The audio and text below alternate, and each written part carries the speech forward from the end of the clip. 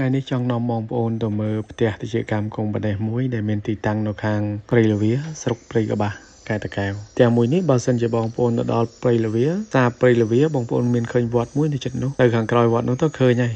នៅខាងក្រោយរោងចក្រតកអញ្ចឹងស្រួលមើលទេផ្ទះហ្នឹងណាតវាគឺ10x23 ជាន់មកទល់ពេលនេះផ្ទះនេះគាត់មានអាយុ2ឆ្នាំជាងហើយផ្ទះនេះណា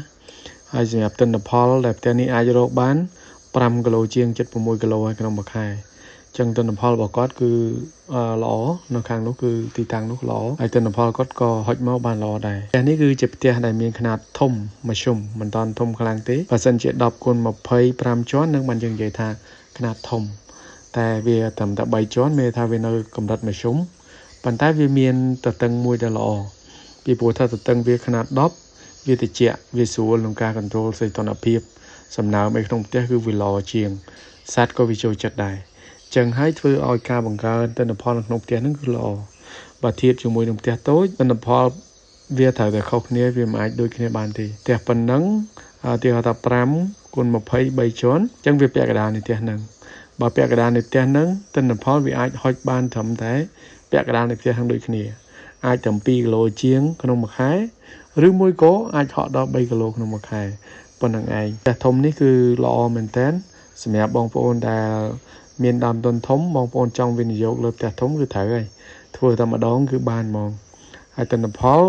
ពេលដែលវាចាស់ឆ្នាំទៅអាយុដល់3ឆ្នាំ4ឆ្នាំ5ឆ្នាំទៅគឺទិន្នផលច្រើនណាស់បងប្អូនច្រើនមែនតើ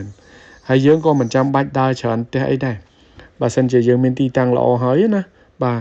អញ្ចឹងគឺយើងទៅតាមផ្ទះគឺចប់រឿងហ្មងយើងអាចធ្វើការបានហើយប្រមូលផលបានច្រើនហើយប៉ុណ្្នឹងណា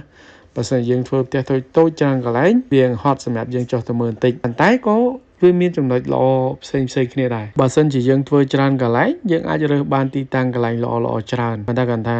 វាត្រូវការឲ្យបងប្អូនហ្នឹងគឺចំណាយពេលវេលាច្រើនដើម្បីចុះទៅពិនិត្យមើលថែទាំនៅតាមទីតាំងនិងកន្លែងខុសៗគ្នាអាចតែហត់តិចដែរតែបើសិនជាបងប្អូនខ្ជិលញញ៉ៃច្រើនបងប្អូនធ្វើតែຂະຫນាតធំមួយទៅរួចរាល់អរគុណបងប្អូនអរគ្នាសម្រាប់វីដេអូនេះខ្ញុំមានតែប៉ុណ្្នឹងទេ